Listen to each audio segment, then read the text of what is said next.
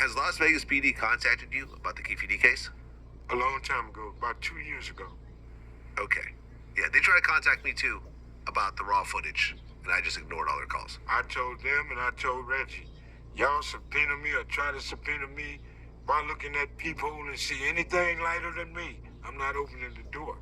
I got a grandson to raise, and I'm not gonna go and put his life in danger behind nothing. So come subpoena me if you want to. Y'all had to take me to jail. No, y'all paid me to come up here and talk.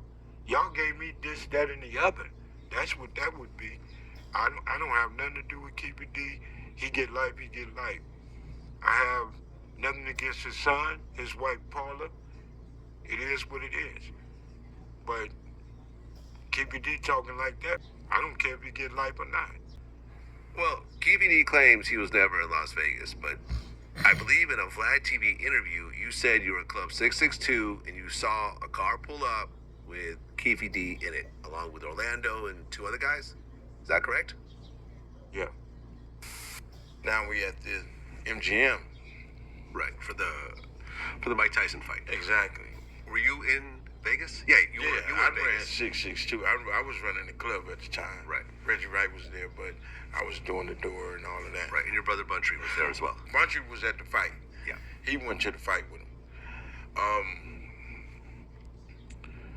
We already knew it was finna happen. That they was coming to Vegas, the whole nine. And then when they came, they pulled up in front of 662. I alerted a bunch of them and told them that Keefe D and them out here, the South Side is out here. And they drove off. And this was right after Tupac was killed. Wait, And he pulled up to Club 662 after? no, the night of, Yeah. they pulled up. When they pulled up, and I'm only speaking on it because they ain't come to get me. They pulled up by the bus stop. 662 is sitting right here. The bus stop is right here where the driveway at. The Cadillac pulled up right there. Stop. I know who it is.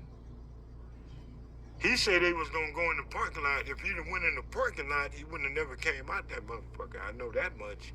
But, man, whatever he need to do to fix him and try to get out of jail, I applaud him. Fuck it. They not gonna use me to lock him up. You know what I'm saying? So they could take the video from what I said years ago, and you were seen in Vegas. So all that lying and bullshit, he need a better defense, because that one ain't gonna work. Yeah, he said he was never in Vegas, but then they find a hotel booking under his wife's name in Vegas on that same date. So, you know. Okay, so what's crazy to me is that I can see at first, like, while Keefe D was doing his press run, speaking however he wanted to speak, whenever he felt like it, I could see, like, you know, he was free. We don't know if Keefe telling the truth. We don't know if he telling the lie. We don't know, right? Ain't nobody getting arrested for it. So I could kind of see how certain individuals felt like they was going to attach themselves to this situation, whether their attachment was true or false. But I could see how a lot of people wanted to try to clout chase, get some clicks and views and notoriety based upon the situation and, you know, attach themselves to it. And it was looking like it ain't like anyone was actually going to be arrested or had to pay a consequence for this situation, right? I can see that. But moving forward, once Keefe is actually arrested, Mob James takes it upon himself to still debunk Keefe D's defense. If Keefe D's defense is he wasn't in Vegas, why would you feel like it's something cool or honorable to do for you to get on here and say that he was in Vegas? I mean, that's just my opinion. I don't get it. To me, I would respect it more if Mob James was just being one way about it.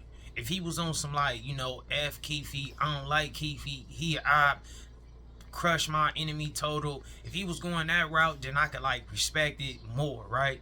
Not saying that I'm gonna respect the police games, but I will respect it more. But he's a walking contradiction. one hand, he's not finna go to court. I'm gonna say what I want to say on podcast because they ain't gonna come subpoena me, and if they do, they gonna have to take me to jail. I don't think he want to go sit in jail. He said he got a grandson he worrying about, right? I believe that they worrying about his. If the law enforcement put him in the jam to where he can't be there for his grandson for a week, I think he gonna do what law enforcement need him to do, based upon how he's on here just running his mouth for clicks and views and clout. He also made a statement about how y'all paid me to get on here, right? That's what I was gathering. He was saying, like, you know, people paid him to get on these podcasts and say things. That's not equivalent to him going to court, right? And I thought he was going to kind of go a different route with it. I thought he was going to say, like, you know, y'all done paid me to get on these interviews and podcasts. So at the end of the day, who knows what's true or what's not. Y'all just paid me, so I got on here and got for the money. I thought he was going to possibly take that route, right? I was going to give him applaud on that. But instead, he feel offended. Like, he feel like he don't want to be deemed a liar. And that's what be crazy to me. It's like a lot of these elder dudes get on this internet and they just be like, do not want to be viewed alike. They'd rather be viewed as a snitch or a person who's cooperating with law enforcement on crimes, trying to solve cases and all that. They don't mind being viewed that way, but do not view them as a liar. And I don't know what that is. You know what I'm saying? I don't know what that is. I seen a video where Keefe was crying and he was talking about his grandkid.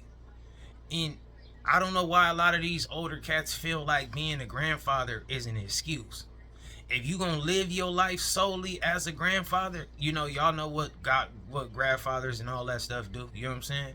If you gonna live your life like that, then I get it.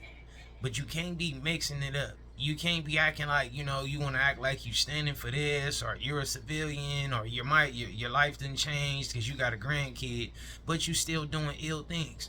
Like, to me, you know, you sitting on here trying to kick Keefe while he down. I'm not trying to defend Keefe. I'm just highlighting Mob James' actions, because this is wild to me.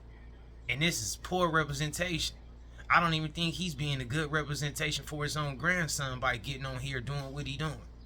He also made a comment about how he not putting his grandson in jeopardy. Listen, when you get into bed with law enforcement, you can put everything at jeopardy. Because one moment, law enforcement might uphold their part of the bargain. Next, they get to doing what they want to do to get their way. So they ain't never really in favor of trying to just be, you know, super savior to people who be on some team law enforcement. Now, when you beneficial, yeah, you know, they'll show you a little love or whatever the case may be. But when you're not beneficial, they'll go ahead and crush you down. So, to me, it's like, and then even if you don't go to court and you're not telling, you on a podcast telling. I'm not saying like he's just telling because I don't know what's the truth or what's not, right? But he's either telling or he's lying or he's lie telling, however it go. And if it's true, then you is telling and you doing something you shouldn't be doing. And if it's false, why would you want to be playing with something like that?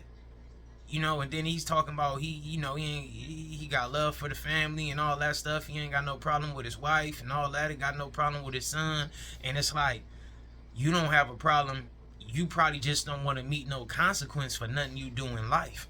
But at the end of the day, you definitely is like showing that you like, you know, you're not acting like you don't have a problem neither. Because I'm sure if you cool with that wife and them want they, you know, the man of their household home, right? So you can't be acting like you don't got a problem with them, but you constantly adding on to putting them in a more worse situation than what they were yesterday. And we see what's going on. They using music, they using podcasts, Twitter, Instagram. They using everything they can use to their advantage when it comes to building these cases. So while he sit here making these weird jokes like, I'm not going to open the door if it's a piece of paper on the door. You going to have to take me to jail. I'm just saying this because they ain't coming to get me. Yeah, because you probably smart enough to know that they ain't even got to come get you if you do all this like third party telling through this Vlad stuff. You know what I'm saying? You telling on here through the podcast. Why do they need to come get you? And also pertaining to Mob James. You know, it was a time to wear FG. If y'all not familiar with who FG is a G from Cross Atlantic Pod Rule out of Compton. I want to say FG represent Linwood. Cross Atlantic is at the borderline of Linwood and Compton. I want to say like the older cats represent Linwood more, and the younger cats represent Compton more, right? And Mob James is being accused of being an informant that helped FG get convicted, arrested, the whole shebang, right? And if I'm not mistaken, Mob James defended those accusations and said he ain't a rat or something like that. I don't know. Y'all let me know in the comments, right? Either way it go, he can't say he didn't do no cooperating like that because he's sitting on here cooperating for some clout.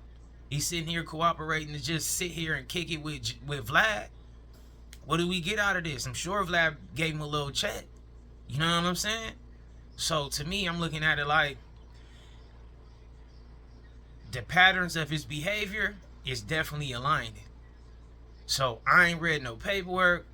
I can't sit here and just necessarily say he's a rat or a snitch, but he's definitely walking that line of being on some like police, solving cases, helping law enforcement to solve cases. I mean, I guess, you know, that might be deemed a rat. But what caught my attention is the thumbnail came across the screen. The title read, Keefe D says he wasn't in Vegas. Mob James responds, I saw him in Vegas. So to me, that was just crazy to me. You know what I mean? Like, no matter how I go, you know what I'm saying? No matter how I go, I feel like this is just a poor representation on where society is came to. But y'all let me know in the comments, man. Do y'all agree with Mob James' opinions or how he's going about it? You know, is he walking like a walking contradiction? Y'all just let me know about all this stuff, man. And again, this is not to be defending Keefe. We just highlighting these things that Mob James is doing, you know, because Keefe is also a person who participated in putting himself in this same twist. So we not never going to escape the accountability, you know. But this just caught my attention like I broke it down to y'all 2 seconds ago. Y'all get with me in the comments and also get with me on the next video. I'm out.